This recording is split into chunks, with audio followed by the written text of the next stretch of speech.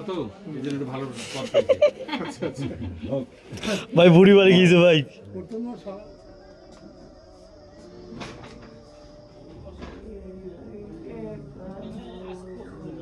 News 21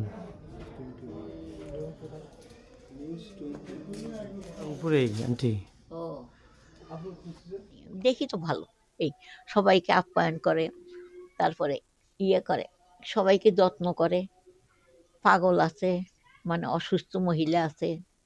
পরিবেশ এই আর অত্যন্ত ভালো, যে আন্তরিকতা এখানে আছে আমার জানার মধ্যে বাংলাদেশের কোনো বৃদ্ধাশ্রমে সেই আন্তরিকতা নাই। হয়তো উন্নত হতে পারে, বিল্ডিং হতে পারে, কিন্তু আন্তরিকতা যেটা মানসিকভাবে সেটা নাই অন্য কোথাও, এখানে যেটা আমি পাই আর কি। আমি আমার পেশাগত কাজের পাশাপাশি এলাকায় বিভিন্ন বিচার সালিশ করতাম গ্রামের বাড়িতে।